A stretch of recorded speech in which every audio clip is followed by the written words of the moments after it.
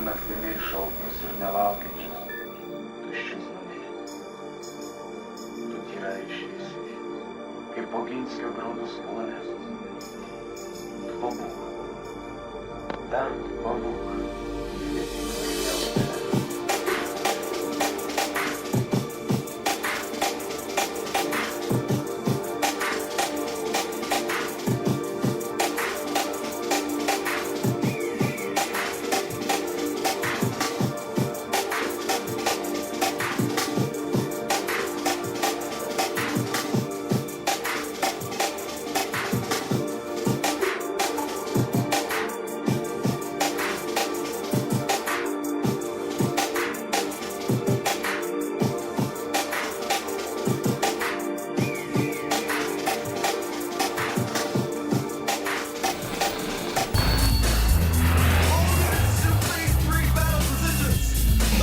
For Earth begins.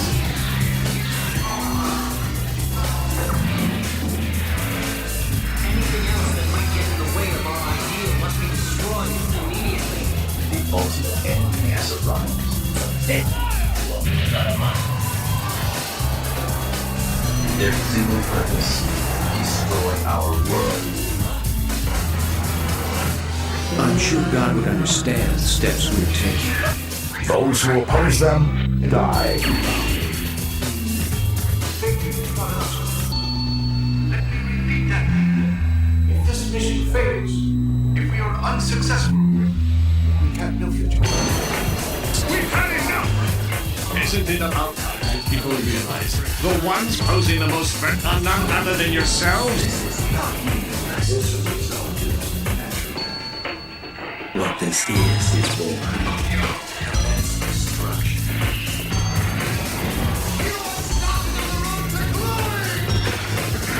Now, these pirates will shake the foundations of the Alliance and change the course of history.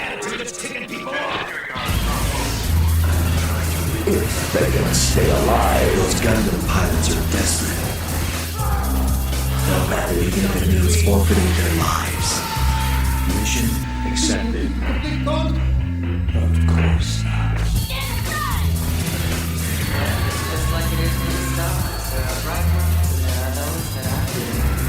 both sides prepare for the final battle. Suit up. Nothing good can ever come from staying with normal people. Be very careful.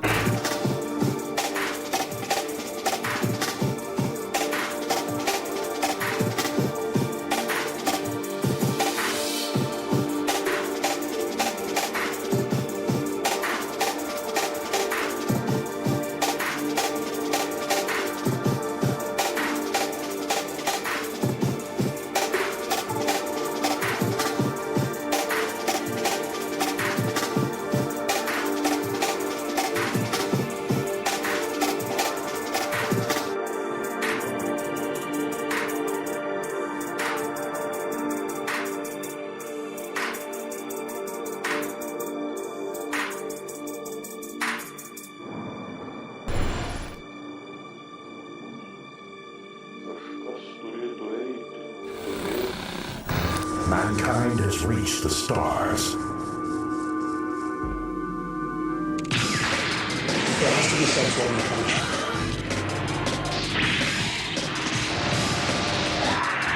Love the women that faint when I sing. Those are the ones that love me.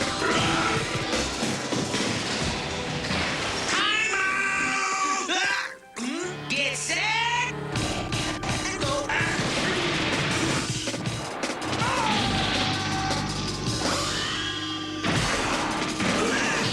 But I'm surging with women.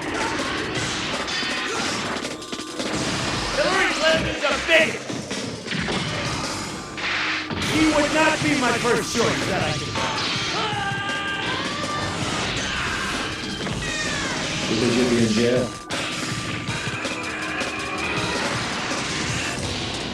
Would I approve waterboarding? You bet your ass I approve.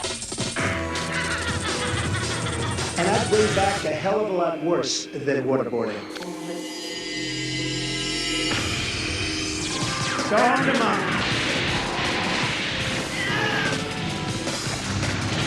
This is the trick! Where I could stand in the middle of Fifth Avenue and shoot somebody and I wouldn't lose any voters, okay? It's like incredible. I guarantee you there's no problem. I think we should take a drug test prior to the debate.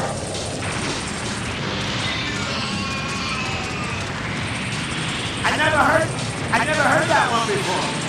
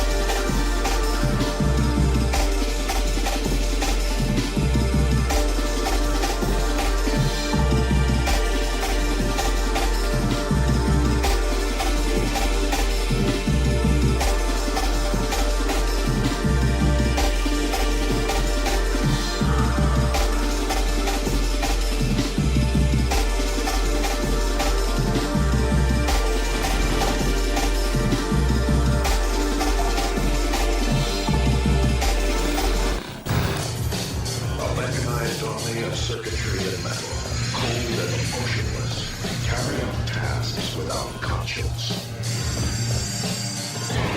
Robots, thousands, programmed for destruction, march towards the future. It's coming. Man's greatest inventions, making the impossible possible, are no longer under our control. Technological strain will just become a threat to the Earth. This new breed of technology makes humanity obsolete. Robots, thinking, acting on their own, begin their march toward domination.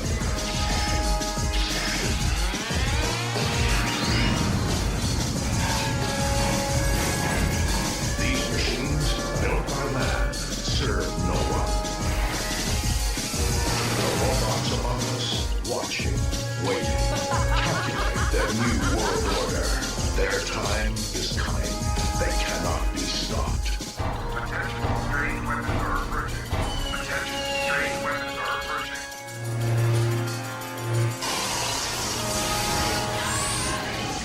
With perfect weapons and superior intelligence, robots rule this planet.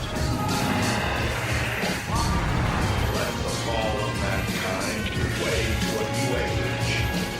This is what Bob been doomed anyway.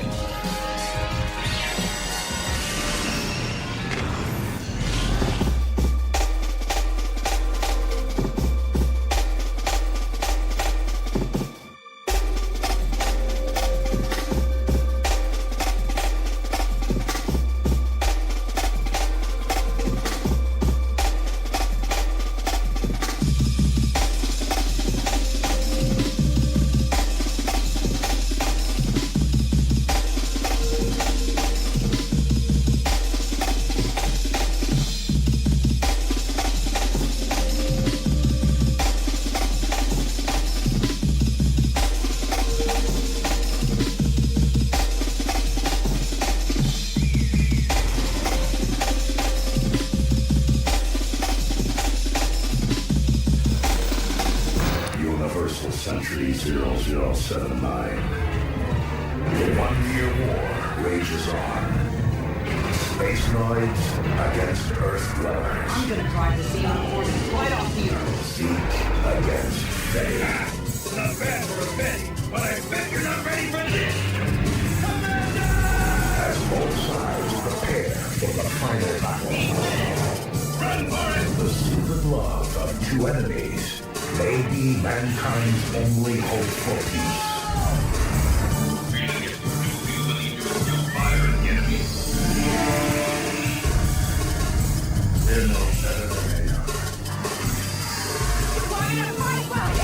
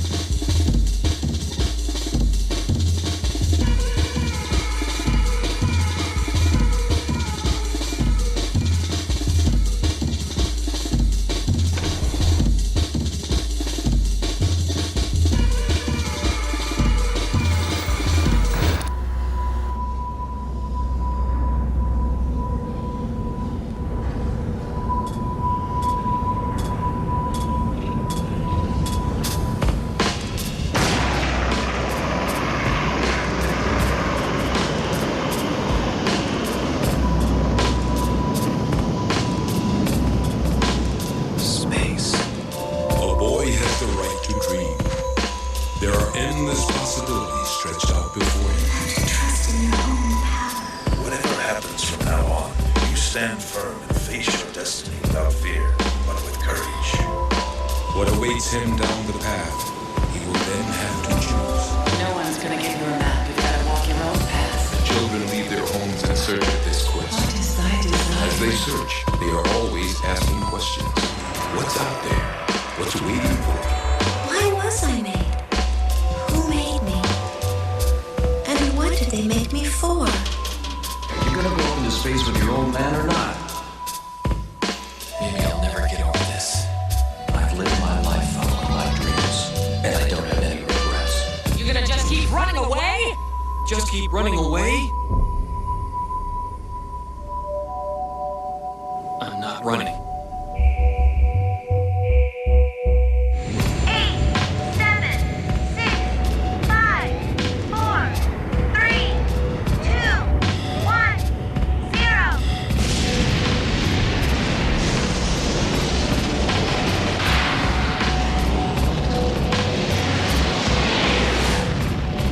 Believe in yourself and create your own destiny. Don't fear failure.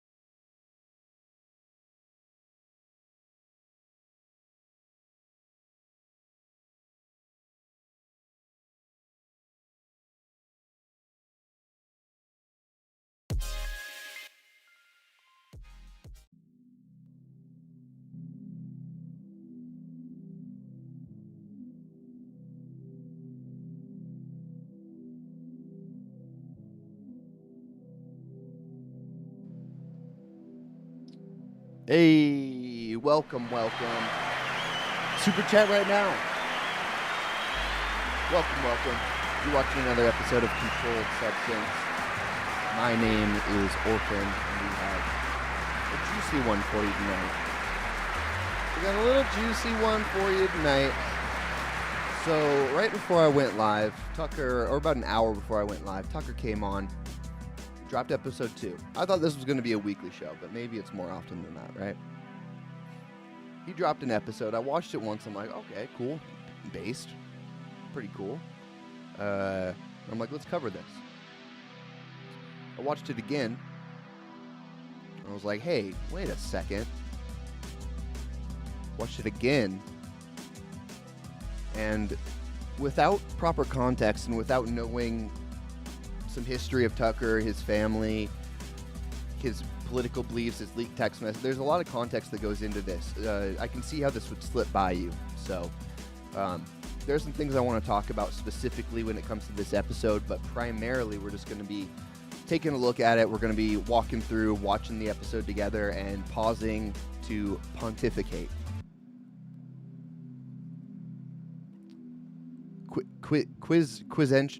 Quizzistantiate. we're going to be pontificating. We're going to be quizzistantiating. We're going to be flabbergasting. I don't know what other type of words I can come up with, but you know the drill. This is Controlled Substance, and we're at it once again. Thank you guys for being here. Let me change chat real quick because it looks like I still got Young's chat up here. Go to a little restream action. In the meantime, make sure you guys follow all the socials. Get push notifications when we go live. And if you want a super chat, you can hit us up right here.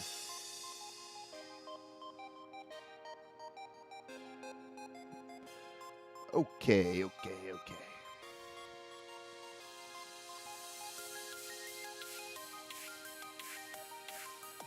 Just 1 second here.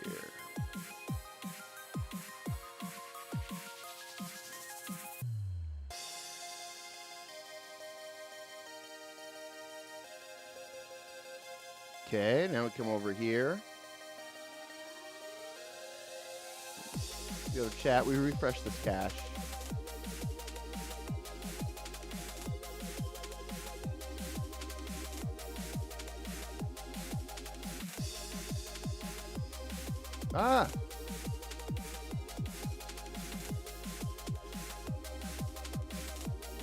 And with that, we should be fixed. We should. There we go. If you don't already know, it's streamelements.com/controlledsubstance/tip. We gotta get a little easier super chat, but it'll work for right now. All right, guys. Without further ado, let's hop right into it. We're free flowing a little bit today, so I'm probably just gonna be. Let's just hang out on the white pill. Why not? Everyone likes a little white pill action. We'll hang out here. We'll do the show here. I really need to get my act together here and get a kind of a generic browser scene so we can talk about things that are not within the pill structure. Okay. Here we go. Nice and easy. This is Tucker Carlson's second episode on Twitter. Posted it at 3 p.m. It's already got 9 million views. Very interesting. Hey, it's Tucker Carlson. Let's say you wanted to control a country. How would you start? Well, you'd want to make sure you had the complete obedience of everybody inside your borders who was authorized to use deadly force. You would start with the military, and then federal law enforcement, then move your way down ultimately to agencies like the IRS. Controlling the guns would be a top priority for you if you ever wanted to go dictatorial, if you wanted to be baby doc. But let's say you had deeper ambitions. Let's say you wanted the power not simply to control people's behavior, but to control how they think, not just their bodies, but their minds, as a god would. In that case, you need to take charge of the society's taboos. A taboo is something that by popular consensus is not allowed. A taboo may not be illegal, but it doesn't need to be. Over time, social prohibitions are more powerful and more enduring than laws. Societies are defined by what they will not permit, as are famously religions. Muslims don't eat pork, neither do Orthodox Jews. Traditional Christians oppose extramarital sex. The Amish avoid electricity, and so on. American society isn't overtly religious, but it's governed by taboos, and it always has been. What's interesting is how fast our taboos are changing. This is not happening organically. What we're allowed to dislike is being dictated to us from above, sometimes by force. Until fairly recently, for example, it was taboo in this country to attack people on the basis of their race. That was the main lesson of the Second World War, we were told. All right, so this is our first point here. So Tucker is saying at the intro of his show, he's saying that there are taboos. People are trying to control us through dictating what is normative, right? If you guys don't know what the Overton window is, the Overton window is a common term in discourse for the acceptable range of speech. So the Overton window is anything that can be talked about on the news that's societally acceptable within within public spaces, things like that. And when it comes to a culture war, there's a constant battle and a push and pull between what is acceptable on either side. As Tucker's about to get into, race was completely taboo a few years ago, and it's starting to become more acceptable. That's an example of the Overton window pushing right. But I want to go back a little bit because Tucker starts off by talking about taboos, and he's talking about them in a way that I think is illuminating to what his worldview is and how he's expressed his political beliefs before. So let's rewind this. Let's watch it again. Laws. Societies are defined by what they will not permit, as are famously religions. Muslims don't eat pork, neither do Orthodox Jews. Traditional Christians oppose extramarital sex. The Amish avoid electricity, and so on. American society isn't overtly religious, but it's governed by taboos. Okay, and that's the first point that I want to make here. So Tucker says that America is not overtly religious, but it's still governed by taboos. I think that on its face, this is one of those things that makes sense when you hear it for the first time, but upon a little dissection and a little, metaphysical interrogation, you start to realize that that's absurd. The first question that comes up is, okay, well, is America religious? And it is far and away the majority of America is Christian. It was founded by Christians. It was a spin-off of European Christian society. And people underestimate often the implications and the power of societal norms over a long period of time. Religion is, by its nature, morality enforcing. And so you can't just dismiss the fact that America has been and continues to be to this day a Christian country, because it adopts innately the morality that comes with being a Christian country. Does that morph? Sure. Do different people with different religions come in and influence that? Sure. But I think it's inarguable that Christianity has been the shaping force behind American society and has led us to be where we are today. But that's less interesting to me, that whole spiel about whether or not people were Christian, what type of Christian. It's far less interesting to me than what is religion. And is it possible to be a-religious or have an a-religious society? I don't think that's even possible. And here's why. It's kind of a boomer Fox News take, but there's a buzzword going around called scientism, right? It started becoming really prevalent along Reddit atheist days, where atheism was so rampant and so prolific, and it was almost the cool thing to do, but everyone saw it as anti-religion. They saw it as non-religious. But I don't think that everything is religion to a certain extent, right? Because religion is a group of people believing a dogma that informs their worldview. If that's the case, then of course science can be a religion. Progressivism can be a religion. Liberalism can be a religion. And I understand that most people, when they talk about this, are talking about traditional religions. But once you start to expand a little bit, you see how that is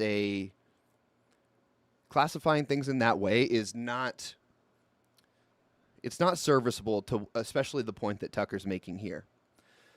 So his point is that different classical religions do believe and do different things. Taboos, sins, whatever you want to call them. He's saying that America doesn't innately have this. Well, whether or not they have been Christian, which they have been primarily, there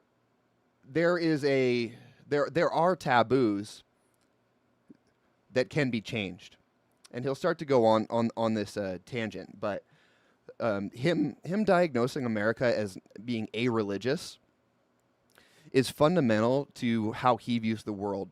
Tucker is a stout, staunch individualist, a liberal at heart, a true liberal, right? He believes in individual freedom. If that's the case, then everyone has their own individual taboos. And he's saying that those individual taboos are brought to the table in the town square, in the Overton window, the public discourse, and then those are decided. And so the powers that be coming in and taking over, shaping that conversation, are going to shape taboos. That is true. That is true. But it doesn't mean that none of that is a religion. It is a religion. You could call it the American religion. You can call it scientism. You can call it whatever you want. The zeitgeist, right? It is definable as a religion.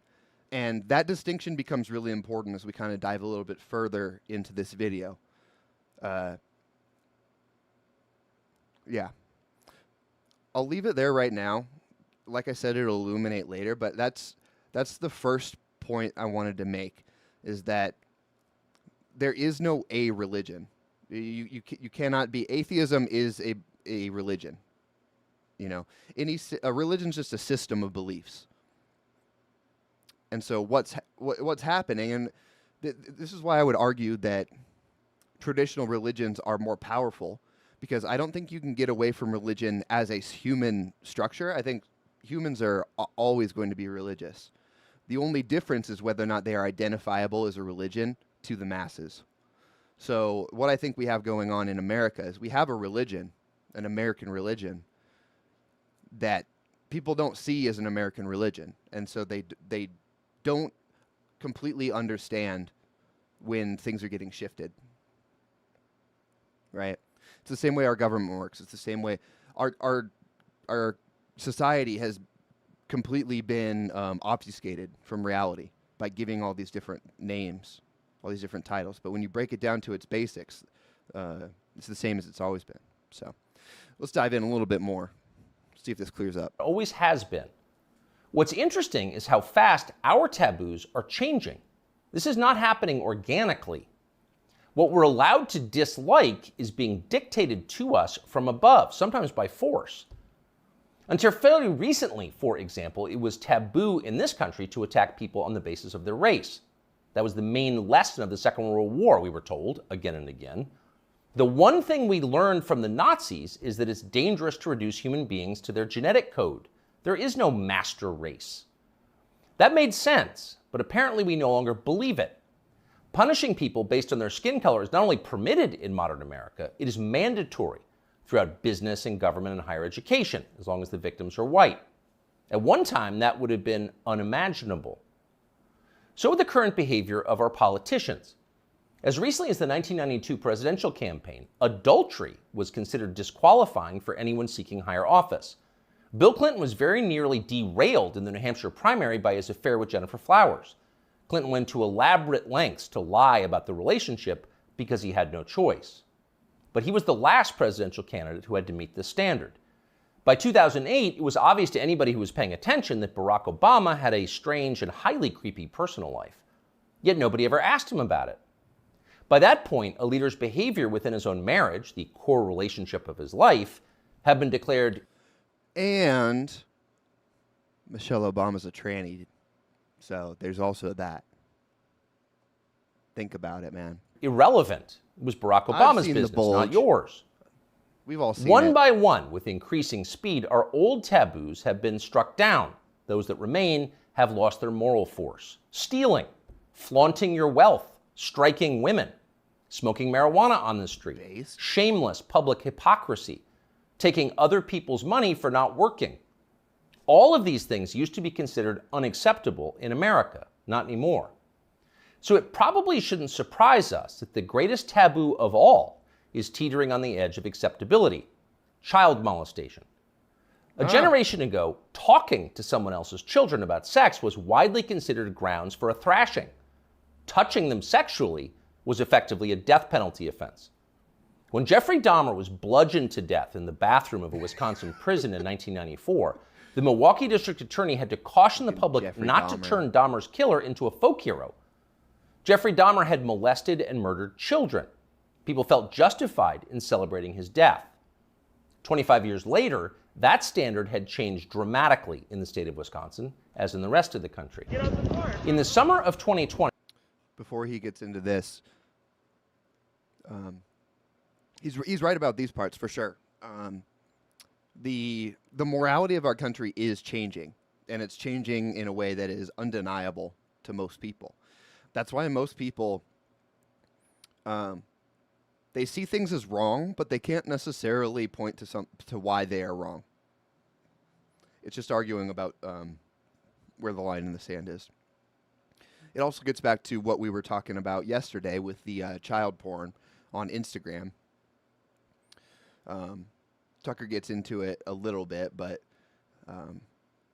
just to summarize, in case you didn't see yesterday's show, Instagram was essentially fostering and boosting child pornographers to each other and letting hashtags run free.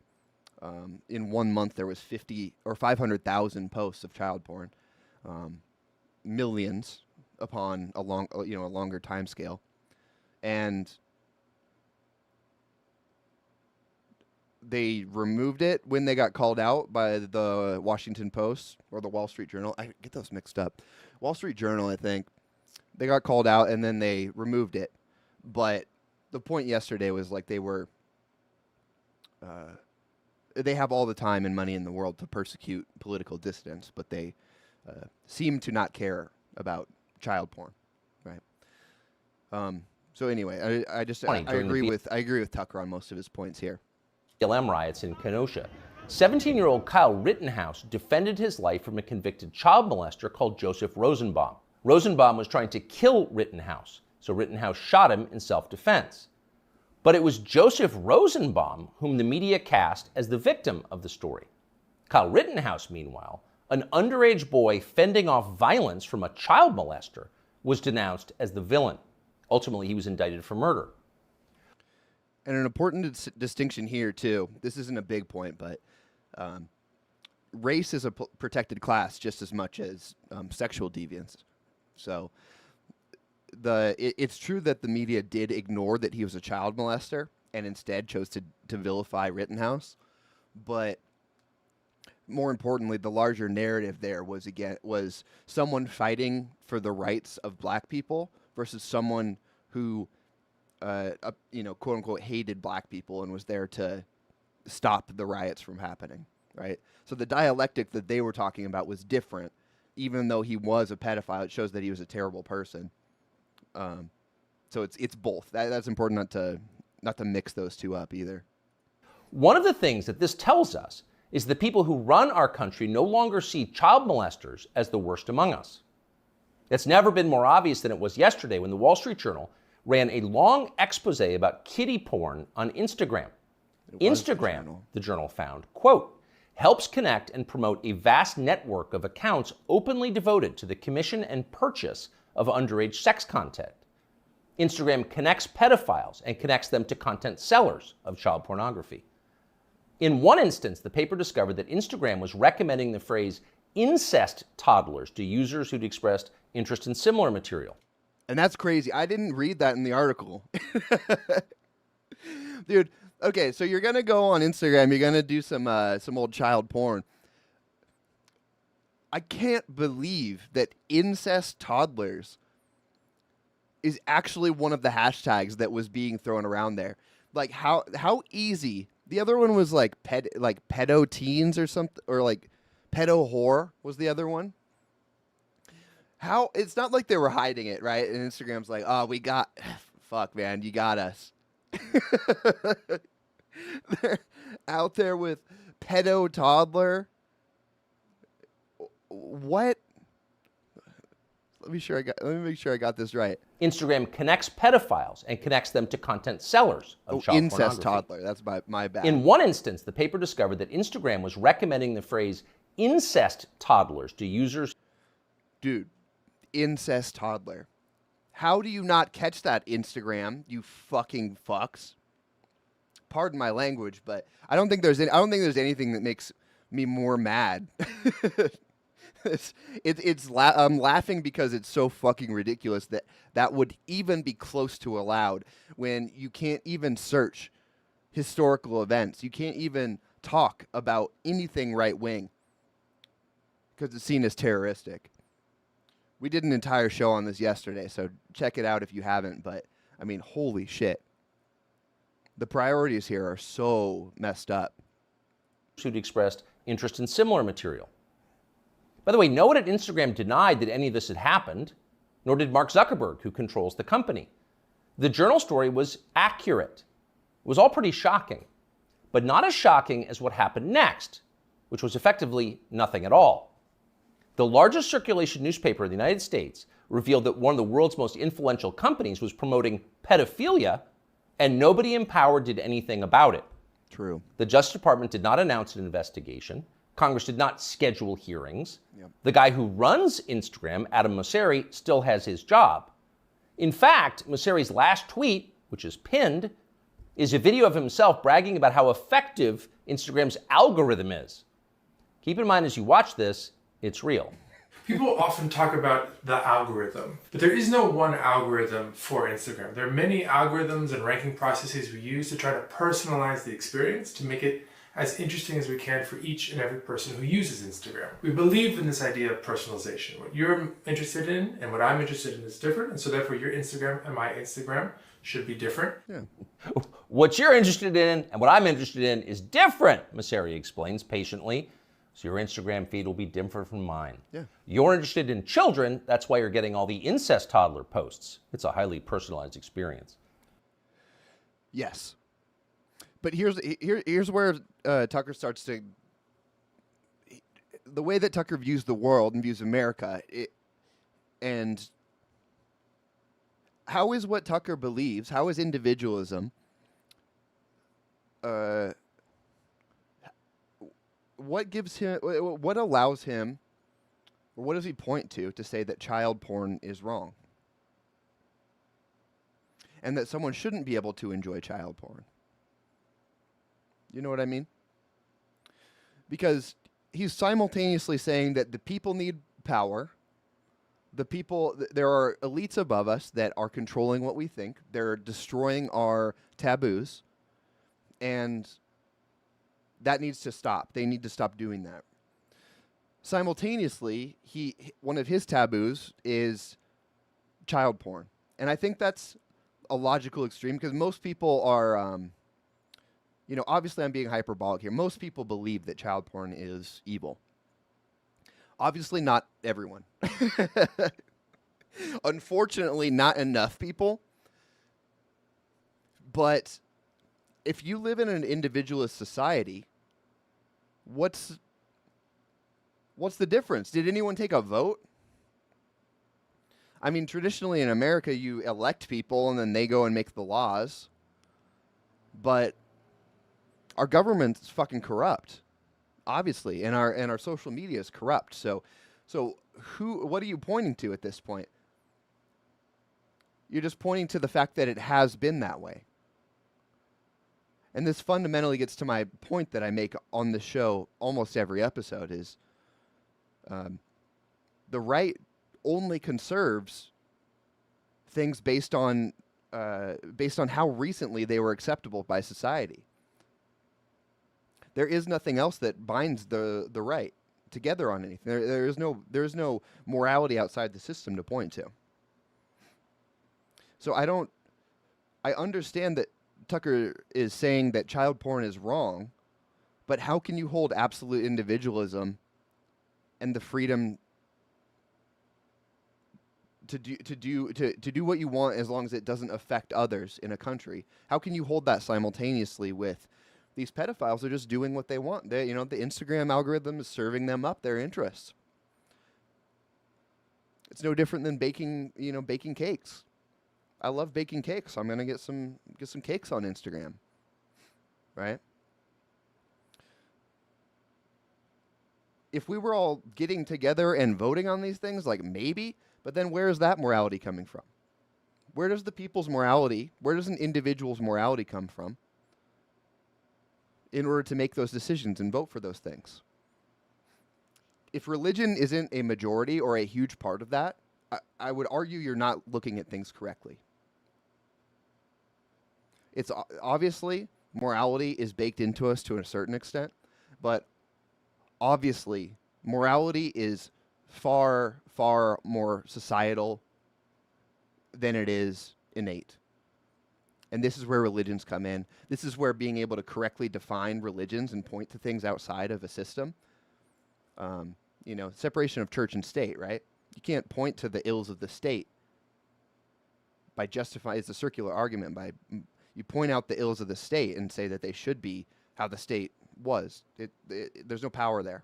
You need some context. So let's continue on. That tweet is still up tonight. Of course, everybody at Instagram, in fact, everyone everywhere in authority, will still claim to think that child molestation is bad, but the tone has changed unmistakably. When they say it's bad, they mean it in a kind of abstract way. Bad like a civil war in Central Africa is bad. You wouldn't prefer it, but there are reasons it happens. That's why we now refer to pedophiles as minor attracted persons, because honestly, who can judge? These people are a sexual minority, so pause before you attack them. And because of our scale in this country, dissociation is one of the most powerful mind control tactics they have. If they can inundate you with dopamine, with social media, with information, with choices, under the guise of freedom, you're inundated with so many things. You do not have the brain power, you do not have the conviction, and usually it's far enough away from you where it is like a war in another country. Pedophilia is so abhorrent to most people that it starts to cross that line back into a person, because people have kids. They look at their kids, they're like, I can't imagine this would happen to my kid. I don't have an Iraqi in my house, like chilling. So I have no context to be able to think about how a war halfway across the globe affects those people. It takes a lot more effort to get into their skin and realize those things. And so this is weaponized. It's weaponized so that morals become more fluid. Individualism more prominent. Right? And I know, I'm pretty sure we all know what this is like. You get done with an 8-hour shift at work, been on your feet all day. You get home, you got to do some chores, you got to take care of the house. Then you hop on your phone and you watch content stream into your brain for a couple hours, and then there's no time. There's no time, and particularly when half those activities are on your computer, which is dissociating you. So it allows for a more moldable public without going off onto how intentional this all was or not. I don't know. I don't know if we can ever quantify that, but the fact is that it's happening.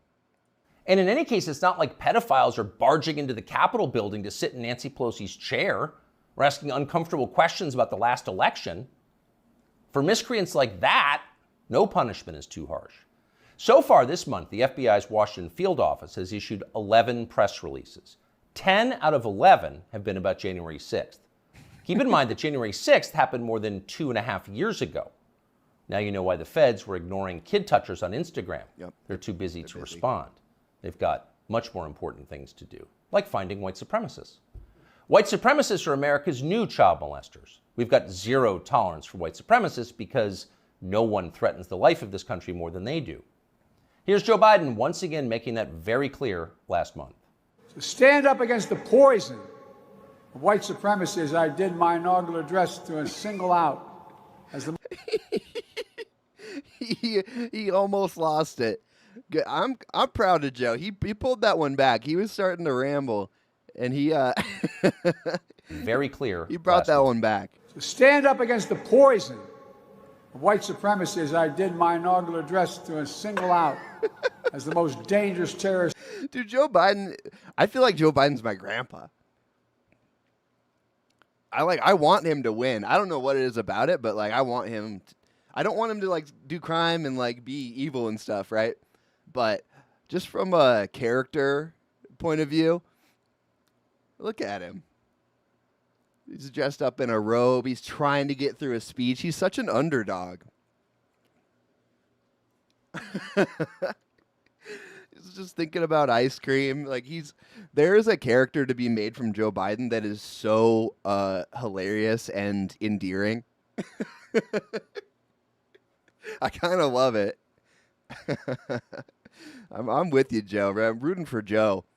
I'm rooting for Joe to overcome his demons and stop fucking up the entire planet, you know? That's what I'm here for. The threat to our homeland is white supremacy.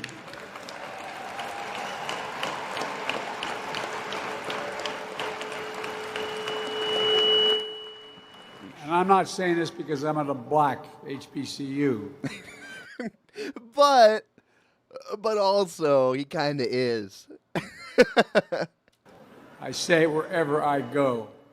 Pardon the feedback, but you heard the point. White supremacy is the most dangerous threat to the American homeland. Dude, he's like Mr. Magoo. He's like Mr. Magoo. He's like the Pink Panther.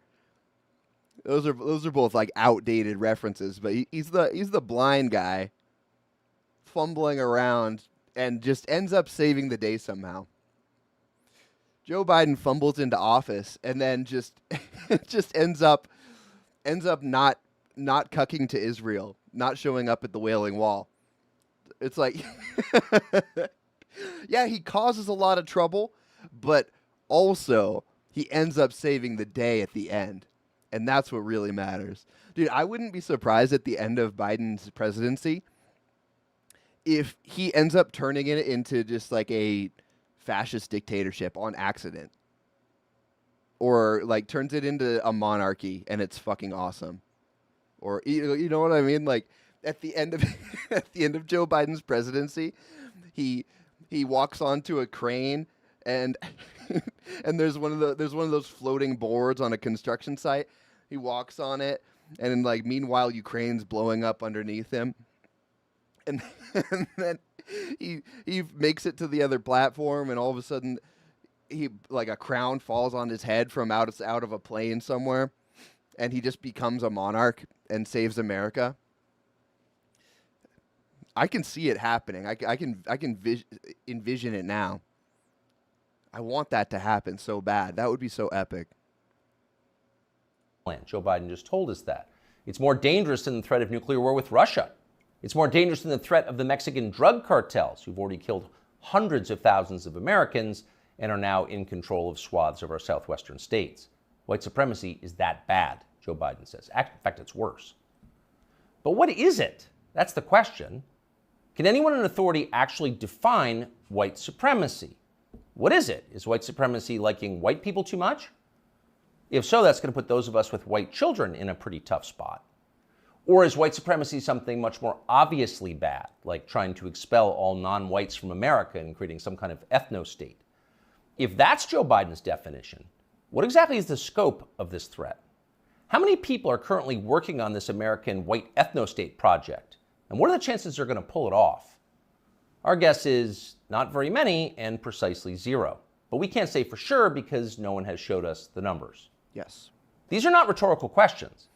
Okay. This is a great point to elaborate on, and I think this is, well, let me see. Does he continue on? When the President of the United States describes something as the worst possible crime Americans can commit, to this point, you have a right to know what that crime is. You used to have that right. Under our pre-revolutionary legal code before George Floyd, questions like these were easy to answer. A crime was defined as something that an elected legislature had explicitly banned, usually an act that hurt somebody else. In America, crimes were described precisely with words in English and then preserved in books, which you could read yourself. If you ever wondered whether you were committing a crime, you could just look it up. You could know for sure whether you were a criminal. Now you can't. And needless to say, that's the point. Yes. The point of the exercise is to keep you off balance, to keep you afraid. When no one's willing to define the offense, you can't be sure whether or not you're committing it. You could be accused at any time and everything you have taken from you. You live in fear. Remember this guy? Emmanuel Cafferty would... Okay. Let's take a second here. So Tucker's point is that they're creating nebulous boogeymen in order to pin that on whoever they want. And that is entirely true. it goes back to my point of obfuscation. Both the enemy and the good guy, from both perspectives, are entirely nebulous. It's just system versus anti-system right now. I live in one of, I don't know if it's like one of the most racist, historically very racist part of the country. And even then, I know very few people I don't know any people who hate, for no reason, other races. I don't know anybody. And when they talk about people like this, they talk about white supremacists. They're talking about people, this like cartoon boogeyman that is just waiting for the opportunity to lynch someone. They're talking about someone who will wake up, roll out of bed, grab an AK-47, and start popping off black people at their local beach or something. You know what I mean? Like this is what they mean when they talk about this stuff. And it frankly doesn't exist in reality. Obviously, there are a few people who like probably get close to that. But I would argue it's like nobody. I tried to look it up, and Tucker had a great point here. He's like, someone show us the numbers. Right? So I tried to look it up. I tried to look up what's the definition of white supremacy, how many of them are there, and can we get any sort of quantification on this problem? If it's the biggest problem in America, there has to be a quantification for it, right? Here's what I found, and this is going to be comical. Reuters has an article titled "White Supremacists Behind Over 80% of Extremism-Related U.S. Murders in 2022." Holy shit, man. That sounds crazy. Washington, February 22nd, or 23rd, excuse me. Mass shootings in the United States accounted for most extremism-related fatalities last year in the country, with over 80% of those murders committed by white supremacists, data released by the ADL. For those of you that don't know who the ADL is a Jewish group that was founded to protect a pedophile the early turn of the century that was guilty, that was provably guilty. They are a pro-Jewish, they say anti-defamation, but it's really just a interest lobbying group. They have so much control in this country that they are single-handedly responsible for the Twitter advertisers pulling out. Whenever the ADL decides that they do not like something, they can pull the entire funding from that platform or from that business. They are one of the most agendaed groups and most powerful lobbyists in the entire United States and, the world, really. They constantly make up statistics for their agenda, and they write articles like this all the time. They are close to the top of some of the biggest problems in our country. So 80% of mass murders committed by white supremacists, data released by the ADL, I'm taking that with the smallest grain of salt I can possibly take it with. The advocacy group labeled 25 murders in 2022 as extremist-related, with 18 of those committed in whole or part for the ideological motives. Okay, so we're talking about 25 murders in a year, and this is used to illustrate the problem of white supremacy. So even assuming that these are legitimate white supremacists, even though I have crazy doubts for that, because we saw literally the last mass shooting that they covered on the news was a Mexican, and they called him a white supremacist. They also called Nick Fuentes a white supremacist, and they call him an avowed white supremacist, even though I've watched his show for 5 years, and he is not a white supremacist. Acknowledging that races have different characteristics is not white supremacy. Again, back to Tucker's point, it's so nebulous that it's completely meaningless. But yet they'll write these articles that have a shocking title, like 80% of all extremism-related murders in 2022. Ignore that it's 20 people, 25 people. 80% of those are from white supremacists. What's a white supremacist? Nobody knows, and we're not going to tell you. And also, it might not even be true. And exactly, Iron, I was going to exactly go there. How many murders happen in Chicago daily?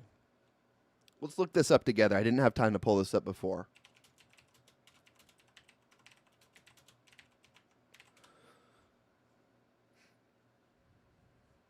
Okay.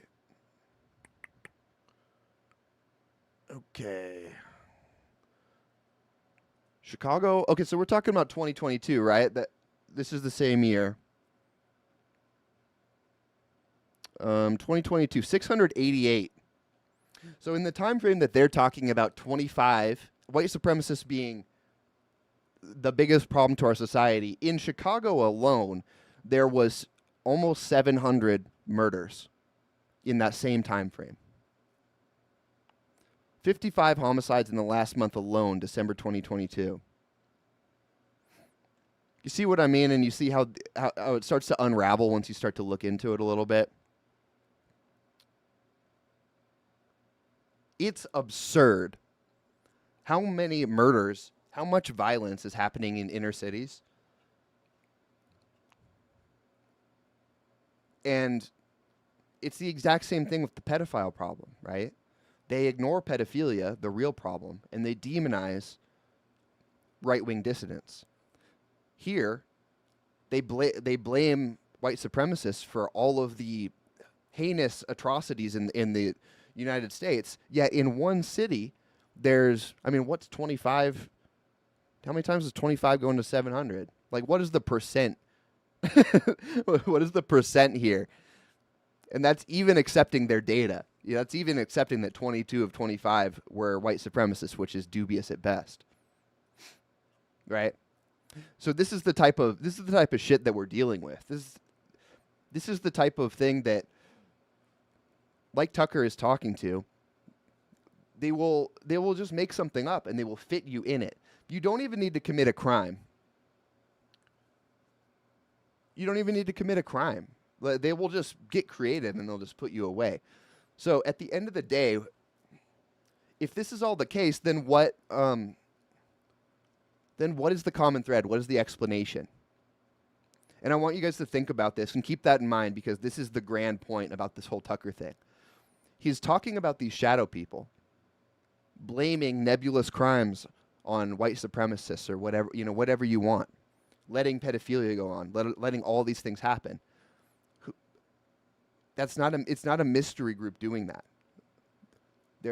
Someone has to be doing that, right?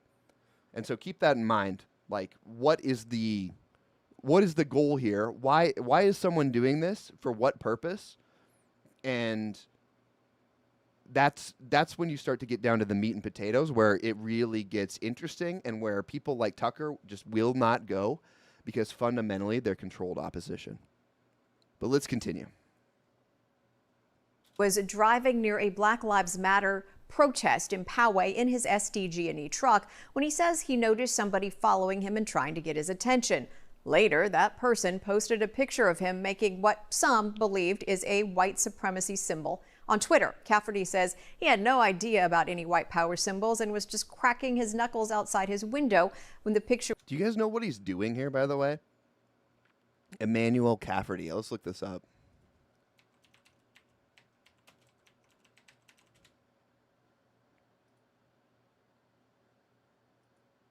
Oh, it was the OK. It's just the OK symbol. Dude, this is fucking... We live in just the craziest clown world.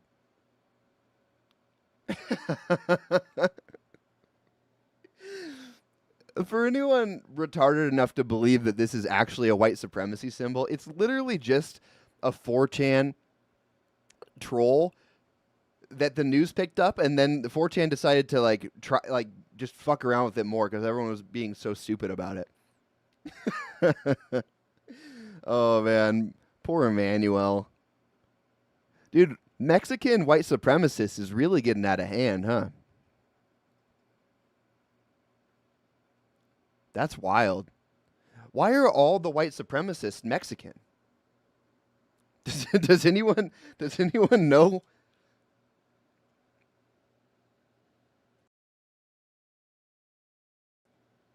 Because that's alarming.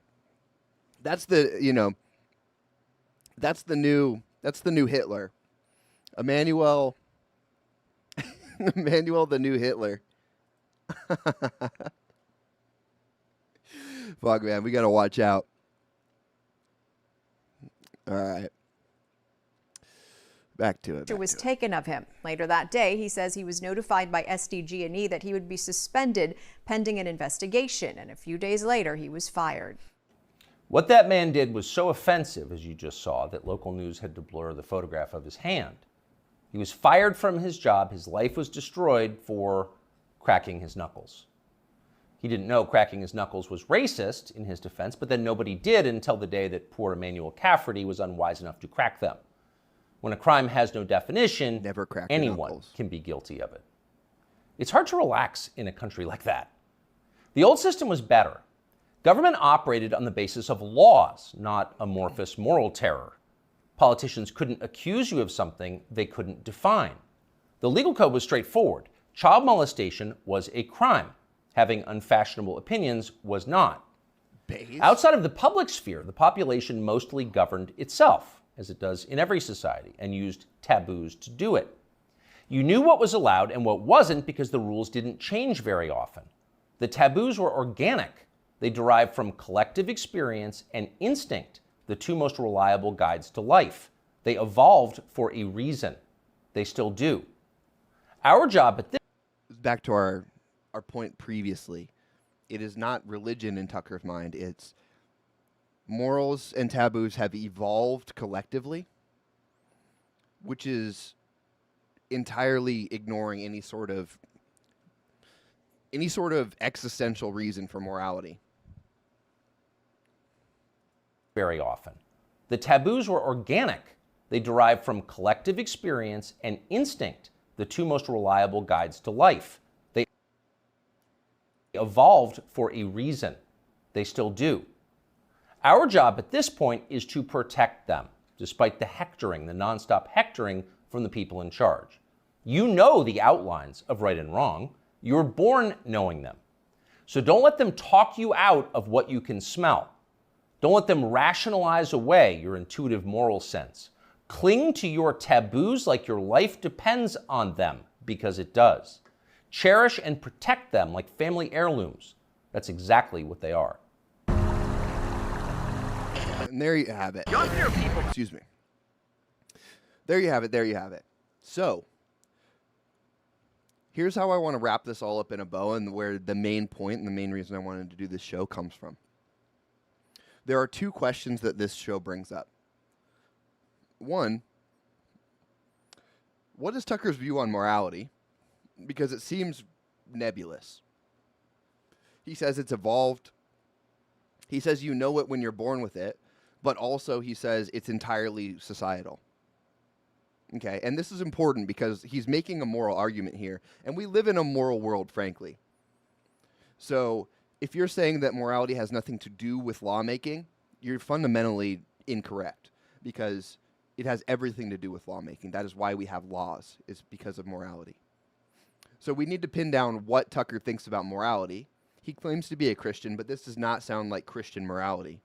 It sounds very nebulous and very buzzwordy. The second thing is, who is Tucker talking about?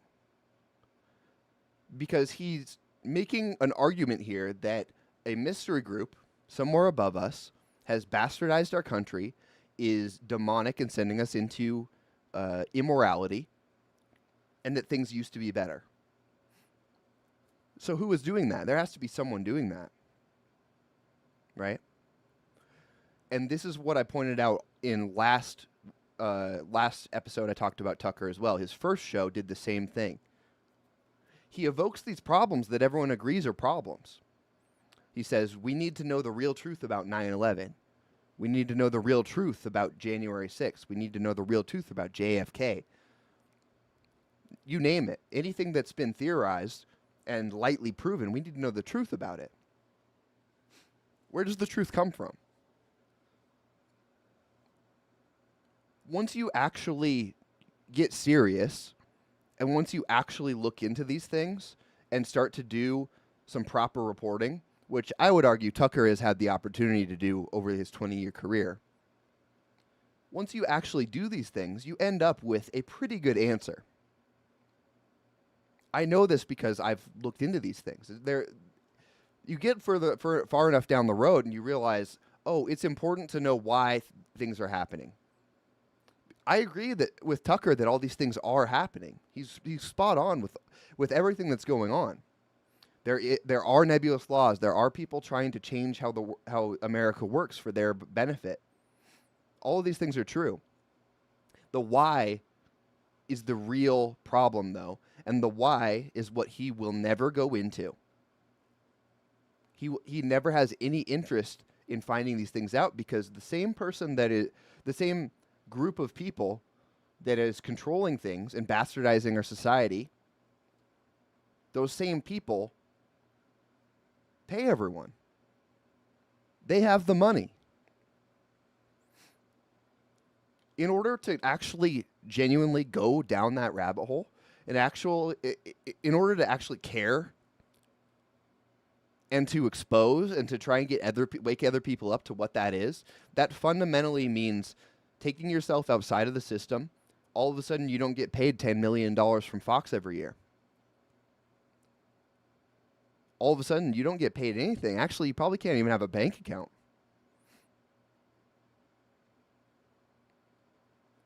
You will be a martyr. It is the path to martyrdom, and Tucker does not want to go there. So whether it's intentional or whether it's out of selfishness or whether he truly believes these things, doesn't want to go there because he doesn't think it needs to go there because he's retarded or something, any of those options, he's not him. He's not the guy. He will not fight he's not a freedom fighter, and that makes him controlled opposition. If you put something above the cause, and the cause is not God or Christianity or saving our country, if you put money above those things, you cannot be the guy. And so I see so much Tucker Carlson fanboying going on, saying Tucker's fucking unleashed now, bro. Tucker with another badass monologue, poning those tranny liberals. On its surface, sure. But what does it really matter? We're talking about good and evil. We're talking about a holy war, an information holy war. We're talking about the fate of our country.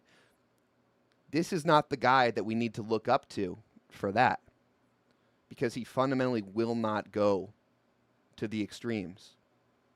He will not go to where it takes you logically. And there's an argument. People make this argument all the time. It's like, well, Tucker's doing more good than bad. It's this gay soy boy argument of, well, it's a risk versus reward. You should censor yourself on Twitter so that you don't get banned, so that you can have a greater influence. It doesn't make any sense. It's either the truth or it's lies. It's black and white. It's either you're being a real human being or you're being controlled. It's one or the other. And there are always shades of gray in actions. But fundamentally, when you're talking about a war, it's north versus south. It's good versus evil. War does not have shades of gray in the large-scale war. It has shades of gray within individual actions, but you need to be on a side. You need to pick a side, and fundamentally, this is why there's so much infighting in the right wing right now, right? People are trying to figure out what their team is fighting for. The left knows what they're fighting for. I say it time and time again. They know they're fighting for individualism. They're fighting for hedonism. It's very clear, and they're consistent with it. They know what they're doing. They have power. They're using it however they see fit. They know what they're fighting for. They have their shit together. They are a true team, a fighting force. The right has a bunch of ragtag generals walking around that can't agree on anything. They end up taking pot shots at each other. And because of this, we keep getting pushed back, and the line in the sand keeps moving and moving and moving. So what needs to happen is, one, our side needs to get their shit together. The right wing, the dissident right, needs to get together, whether that's a summit, whether that's on Twitter, I don't fucking care, need to define what we are fighting for. That requires identifying accurately the enemy. And this is what Tucker will not do. He will rally people around a nebulous cause all day long. I want someone to call me when Tucker starts talking about the Jews. Enough dancing around it. That's what it is. Tucker will never talk about tiny hats. He'll never talk about the transportation department, man. Throw transport down the well. He won't do it because that's where he gets his vast wealth. And it goes back to what he was saying at the beginning. There are morals innate in religion. The fact is that Judaism is not a religion that has the same morals as Christianity. In fact, they hate Christians. They see Christians as lesser people. Judeo-Christian is not real. Judeo-Christian is a marketing scheme made up because Israel wants the United States money. When you look at it from a religious point of view, the entire basis of Christianity is, do you believe in Christ? Do you believe that he died for our sins? Jews don't believe that. They believe he's burning in hell. So I don't know how more antithetical you can get than that. At least Muslims, they don't believe in the divinity of Christ, but at least they believe he was like a prophet. You know? It's still heretical from a Christian point of view, but at least they're not trying to undermine our society at every turn. When you boil these things down, it does. This is why I call it a holy war all the time, because fundamentally we live in a moral world, and so anything worth fighting for will be based on moral grounds. There is nothing else. You cannot separate morality from any action in this world. And if that's the case, then you have to look at what actions are serving what morality. And I think it becomes pretty clear when you start looking at who is pulling strings and who is promoting child porn and regular porn for that matter, and deviancy, any ill you want to point to. Anything that's going wrong in society comes from people in charge of society right now. It doesn't just happen. So we can go down the whole JQ rabbit hole, and there's a lot of bolstering that my argument needs as far as just not scapegoating. It's not like I just randomly picked out the transportation department one day. It's actually the opposite, because I don't like othering people. It doesn't feel good. I want everyone to be the same. But the more you live, the more you see how things work, the more you realize that there are groups of people that believe different things than you, and that it becomes important at a certain point. Live and let live does not work forever because everyone affects each other. There needs to be some sort of line drawn in the sand that is moral. And that's a very important thing that we are completely missing in today's culture war. This all ties up to to the fact that Tucker is saying things that are valuable. But we're looking for a revolutionary. America needs someone who has a vision, will promote that vision, will stand fast to it, and will bring others along with them. There are a lot of people that feel the same way that we do. They don't want to see child porn on Instagram. They don't want trannies in their kid or drag shows for their local story hour. And these are just the more egregious things, let alone the less egregious that are still pernicious. And so we just need to get clear on what's going on. And this is why democracy is such a disaster. Because fundamentally, you've taken power and you've dispersed it. When you disperse power, there is more and more space in between the cracks that let people fuck with the system for their own gain. Right? This is why I'm in favor of monarchy, unironically. I mean, it is funny. I admit that monarchy is funny, but literally, if something is not going right, you overthrow the king, and you have a new system. You know what I mean? Who do you overthrow right now? Well, you have a bunch of people saying what the problems are. You have a bunch of people fighting on Twitter about this being wrong and this being wrong, and this isn't how it should be, without pointing to really anything. What you need is a very clear agenda. You need a very clear goal. You need to know who is in power, why they should not be in power, and then you need to act. But this is exactly what people in power do not want. They want to confuse, they want to disrupt, they want to distract, because at the end of the day, that keeps anyone from doing anything. And in the meantime, nobody's happy. Everyone's getting inflated to hell.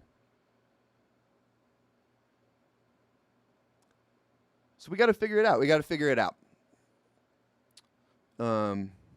we got to give people hope, man. I know we're on the white pill scene, so there is a power in the darkness. And I don't mean that in accepting the darkness. I mean that as in looking at the light at the end of the tunnel. It's always darkest before dawn, right?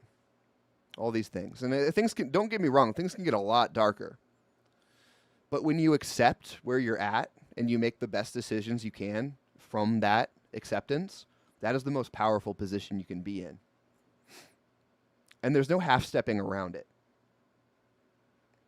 You need to pinpoint where the light is, and you got to run towards it. I'm tired of all this half steps, all the hemming and hawing, all the trying to figure it out. Oh, I'm gonna get on Blaze News and make a bunch of money, and then eventually I'm gonna tell the truth, man. People do that. They get to a certain point, and they like the money, so they don't give up the money. You know how much balls it took Ye to give up $2 billion? I don't care what you think about him. The fact is, that dude believed in what he was saying so much that he gave up $2 billion and still didn't apologize. We need more people like that. We need absolutists, people who are willing to burn for the truth. So think about how you can do that in your daily life. Because you don't need to be the most famous person in the world to do that. You just need to be a real person who has some conviction. And just go out there and say it. I'm tired of all this. I'm tired of pretending that I need to moderate myself so that I don't get fired or what. I'm tired of it. I'm not going to do it anymore. And nobody else should either. You have to make that decision for yourself at the end of the day. But the fact of the matter is that if you want something to change, you need to do something about it. Someone else isn't going to come in and save you. But what we can do is we can group together and we can save each other. You know what I mean? So that's the show for today. I just wanted to get into that. If anyone wants to super chat, feel free. Happy to answer any questions you got. I'll pop it in chat. I've been thinking about that Meghan Markle question quite a lot.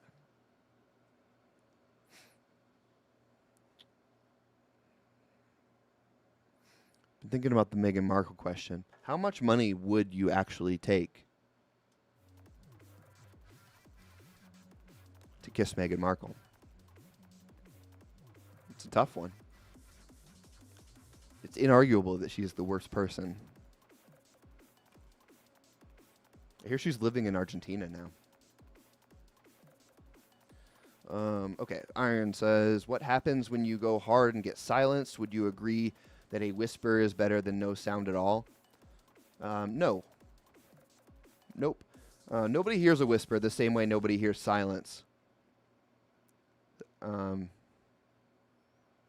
What people do is they'll hear a yell. And more importantly, a yell will inspire someone else to start yelling. You know, it's never the first dude who yells. The first dude that stands up always gets silenced. It's a sad fact, but do you guys ever watch that video at the Gorge? They were at the Gorge and they were dancing. And this one dude, probably tripping his balls off on acid, was dancing. And then one person came over and then another person came over. And then there's just a giant dance party. See if I can find that, because that's just a wholesome video. I think that was at the Gorge.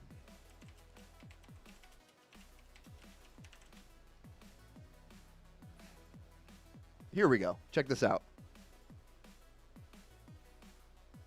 All right, so this is just going in.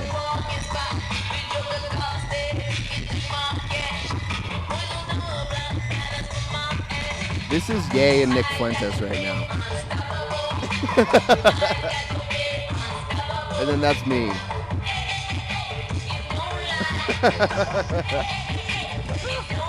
It's such a wholesome video, man. I love this video.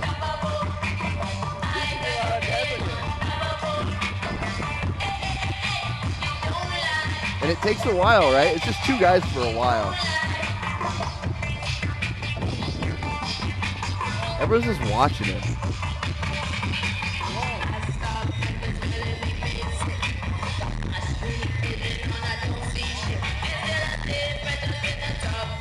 Here we go. Third guy.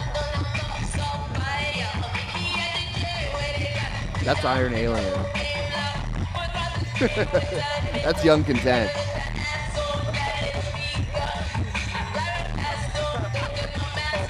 I guess, no, the first guy was Trump, actually. Second guy was Nick. Third guy was Ye. And then it's just everyone. And then it's just everyone, dude. All screaming about the transportation department. Every single one of them.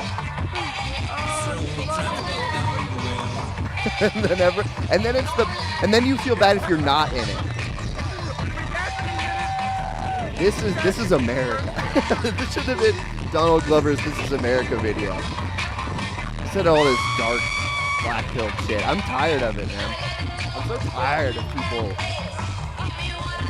just being negative and fighting each other. It sucks so bad. It doesn't get anything done. I want to draw up blueprints for like a underwater Atlantis base or something. I'd be like, this is what we're doing. Let's go. Look at that. Now it's everyone. Look how many people. I know the quality is so low, but look how many people are doing this. That's so good.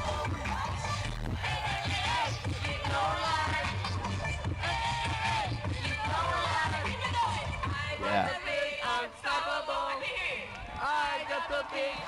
There you go. That's your white pill for today. I'll tell you that much. That is the white pill. We're going on to the green pill, though. Let's see if anyone super chatted. Okay.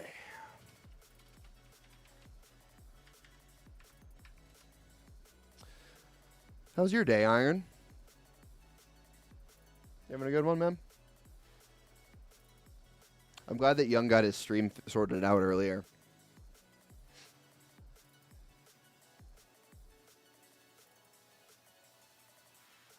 No pending tips. That is okay.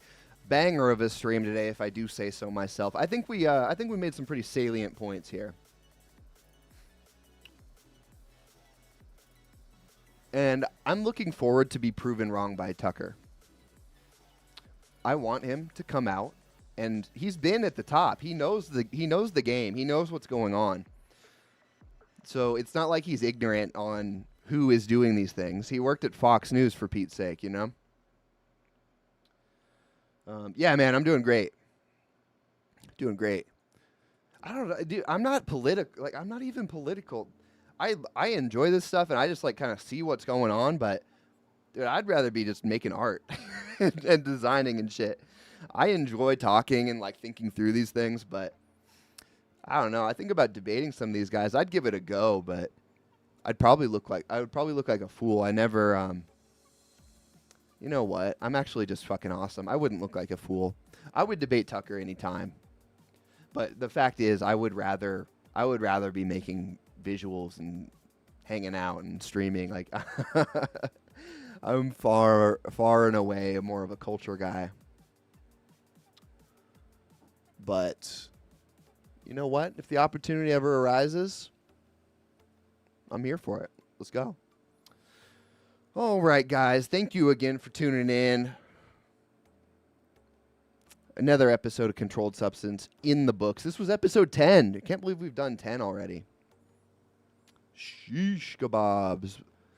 I think we're going to get some good clips. I've got a lot of content to go through, Iron, so I'll start, hopefully soon I'll start getting you those little snippets, and we start making it viral. We should have you ever seen Nathan For You, Iron? We should do the Nathan For You episode where he creates the viral video with the pig.